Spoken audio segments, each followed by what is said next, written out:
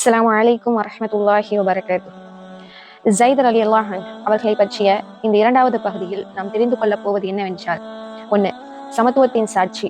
2. திருமணம் மற்றும் அல்லாஹ்வின் சட்டம். 3. நபி ஸல்லல்லாஹு அலைஹி வஸல்லம் அவர்களின் நம்பிக்கைக்குரிய தளபதி ஸைத் அலி அவர்கள். இந்த 3 தலைப்பின் கீழ் இந்த பதிவு இன்ஷா அல்லாஹ் இருக்கும். இதனை தெரிந்து கொள்வதற்கு முன்னால் உங்கள் ஆதரவும் சப்ஸ்கிரிப்ஷனும் என் முயற்சிகளுக்கு அல்லாஹ்வின் பரக்கத்தை பெற்றுத்தரும் என்று நான் நம்புகிறேன். மறக்காமல் சப்ஸ்கிரைப் செய்யுங்கள். ஸைத் ரலியல்லாஹு அன்ஹு அவர்களுடைய இந்த இரண்டாவது பகுதியில் நாம் முதலாவதாக பார்க்க போவது சமத்துவத்தின் சாட்சி. இஸ்லாம் வருவதற்கு முன் அடிமைகளுக்கும் உயர் குலத்தினருக்கும் இடையே பெரும் வித்தியாசம் இருந்தது. ஆனால் நபி ஸல்லல்லாஹு அலைஹி வஸல்லம் அவர்கள் ஸைத் அலி அவர்களை தங்கள் மகனாக ஏற்றுக்கொண்டதும் அந்த அடிமைத்தனத்தையும் வம்ச பெருமையும் தகர்த்தெறியப்பட்டது. ஒரு முன்னாள் அடிமைக்கு நபி ஸல்லல்லாஹு அலைஹி வஸல்லம் அவர்களின் குடும்பத்தில் அளித்த இந்த உயர்ந்த மரியாதை இஸ்லாத்தின் உண்மையான சமத்துவத்தை உலகிற்கு உணர்த்தியது. தகுதிக்கு முன் வம்சமோ சமூக அந்தஸ்தோ முக்கியமில்லை என்பதை ஸைத் அலி அவர்களின் வாழ்வு நிரூபித்தது. 2. ஸைத் அலி அவர்களின் திருமண வாழ்க்கை மற்றும் அல்லாஹ்வால் இறக்கப்பட்ட சட்டம்.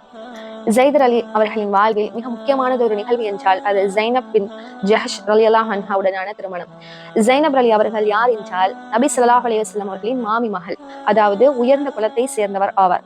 நபி ஸல்லல்லாஹு அலைஹி வஸல்லம் அவர்களின் ஏற்பாட்டின்படி ஸைனப் அலி அவர்களுக்கு ஸைத் அலி அவர்களுடன் திருமணம் நடந்தது.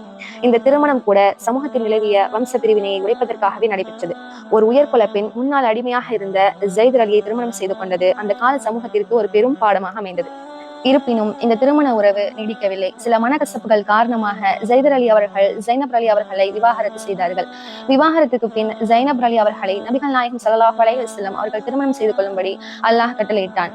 அப்பொழுதுதான் குர்ஆனில் ஸைத் அலி அவர்களின் பெயர் இடம்பெற்ற இந்த வசனம் அருளப்பட்டது. இந்த நிகழ்வு தத்தெடுக்கப்பட்ட மகனின் மனைவியை மணப்பது குறித்த அன்றைய சமூகத்தின் பிழையான சட்டங்களை இஸ்லாம் நீக்குவதற்கு ஒரு நேரடி உதாரணமாக அமைந்தது. அல்லாஹ்வின் சட்டம் தான் இறுதியானது என்பதை நிரூபிக்க அல்லாஹ்வே ஸைத் அலி அவர்களை ஒரு கருவியாக ஆக்கினான்.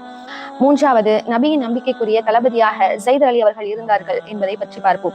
ஸைத் அலி அவர்கள் வெறும் தோழராக மட்டும் இருக்கவில்லை, விசுவாசம் மற்றும் கீழ்ப்படிதலுக்காக நபி அவர்கள் அவர்களை தங்கள் படைகளுக்கு தளபதியாக நியமித்தார்கள். முஹ்தாப் போர் உட்பட பல முக்கிய போர்களில் முஹாஜிர்களுக்கும் அன்சாரிகளுக்கும் தலைமை தாங்கும் பொறுப்பு ஸைத் அலி அவர்களுக்கு வழங்கப்பட்டது.